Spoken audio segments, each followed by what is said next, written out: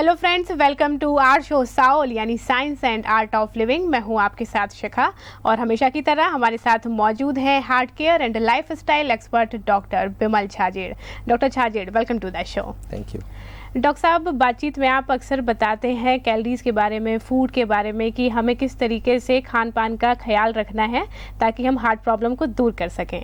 आपने ये भी बताया कि आपकी एक बुक आने वाली है जो कि कैलोरीज के बारे में, नाम है उसका कि काउंट योर कैलोरीज। इस बुक में आपने क्या बताया, उसके बारे में बताइए। देखिए, ये हमारी जो खाना है ना, उसका सबसे डिफ़िकल्ट पार्ट है जो कैलोरी को काउंट करना। किसी को भी बोलो कम कैलोरी खाना, सर डॉक्टर साहब मुझे तो खाना कैसे काउंट करना आता ही नहीं है। एक को हमने बोला आप खाते वक्त काउंट किया करो, बोला सर फिर खाते ही रह जाएंगे या काउंटिंग में रह जाएंगे, एक ही काम हो सकता है। तो लोगों के अंदर एक दिमाग में है कि कैसे करके कैलोरी काउंट हो सकता है, बहुत डिफ़िकल्ट बात है। तो इसके लिए हमने एक किताब लिखने का भी पूरा हम लोग बना के रखे हैं किताब, उसका नाम है count your calories like you count your money. मतलब पैसा गिनना जितना सरल है, कैलोरी गिनना भी उतना ही सरल हो जाना चाहिए। तो हमारा काम है चीज़ को सरल करना, हार्ट के पेशेंट को समझाना कि इस तरह से अगर आप काउंट कर सकते हो तो आप वजन बढ़ाना या घटाना दोनों आराम से कर सकते हो।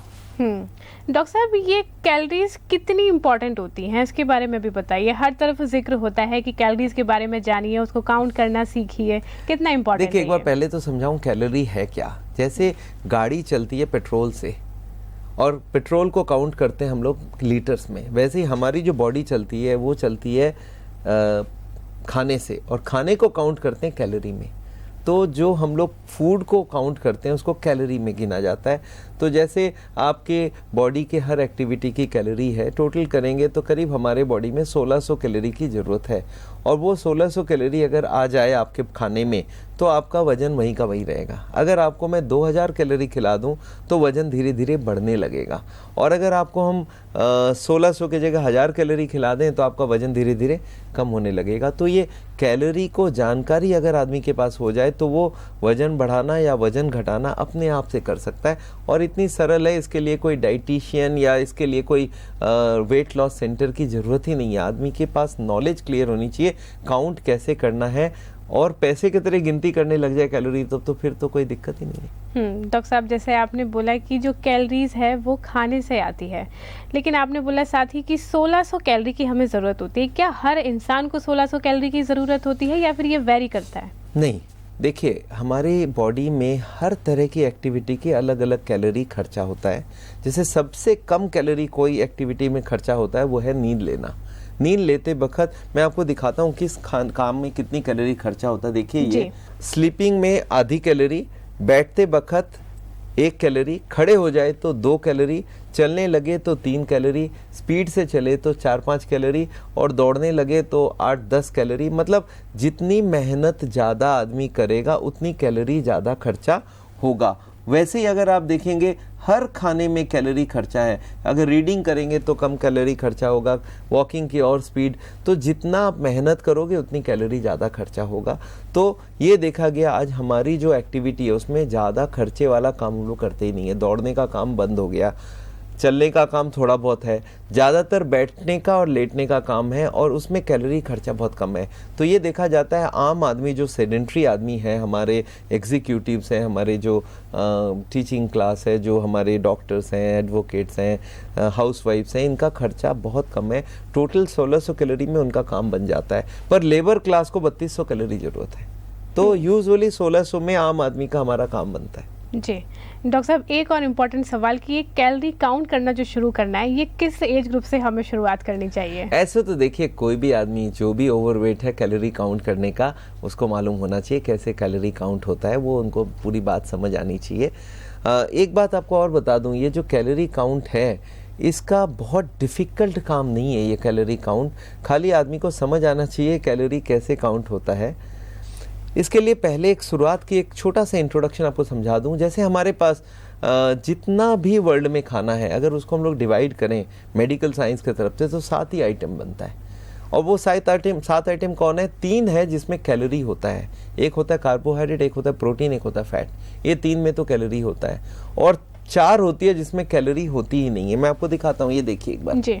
3 आइटम है कार्बोहाइड्रेट जिसमें 4 कैलोरी पर ग्राम है, और प्रोटीन है 4 कैलोरी पर ग्राम और फैट 9 कैलोरी पर ग्राम। ये 3 से ही हमारा खाने में कैलोरी आएगा, और बाकी जो है विटामिन, मिनरल, फाइबर और पानी, इसमें कोई कैलोरी नहीं होती है। अब अगर आपको मैं पूछूं भाई कार्बोहाइड्रेट कौन से खाने में, प्रोटीन कौन से खाने में, फैट कौन से खाने में, तो ये भी एक बार थोड़ा डिटेल दे दूं। फैट्स होती है जितने तरह की चर्बी होती है, घी, तेल, मक्खन, ये सारा फैट होता है। प्रोटीन होता है दालें, मीट और जितने भी दाल तरह की चीजें, और थोड़े सीरियल में भी प्रोटीन होता है।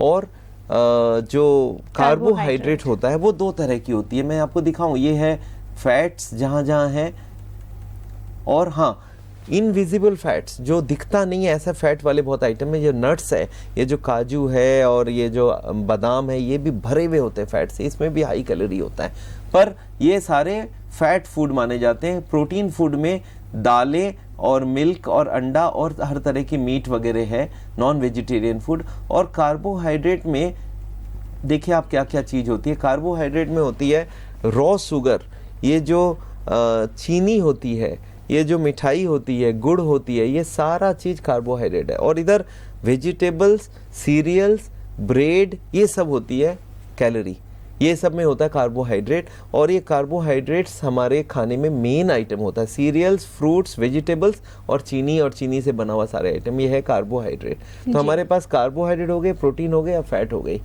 कार्बोहाइड्रेट 1 ग्राम में 4 कैलोरी, प्रोटीन में 4 कैलोरी और फैट में 9 कैलोरी, और बाकी सारा 0 कैलोरी।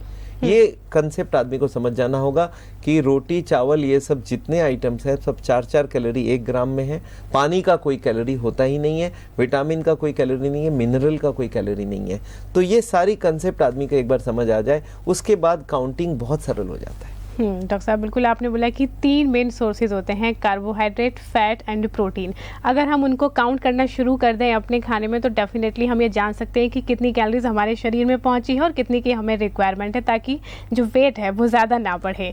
लेकिन जितने भी फूड आइटम्स हैं उनके बारे में एक एक करके आपसे जानना चाहूँगी कि किस तरीके से हम काउंट कर सकते हैं कि कितना खाना हमें चाहिए और उसमें कितनी कैलोरीज हो चुकी हैं। देखिए एक एक खाना, अगर मैं आपको बोल दूं कार्बोहाइड्रेट में इतना, प्रोटीन में इतना, वो थियोरेटिकल नॉलेज है। प्रैक्टिकल नॉलेज है, डॉक्टर साहब मैं ये रोटी खा रहा हूँ, इसमें कितनी कैलोरी है, मैं चावल खा रहा हूँ, इसमें कितनी कैलोरी है, मैं ये ब्रेड खा रहा हूँ, इसमें क्या कैलोरी है, ये मैं एप्पल खाऊंगा, कितनी कैलोरी है। तो हम एक एक करके हर खाने को कैलोरी काउंट करके हमने देखा है कि कैलोरी वाइज अगर मैं खाने को सजा दूं सबसे लोएस्ट से हाईएस्ट तक, तो बहुत इजीली आप काउंट करना सीख जाएंगे।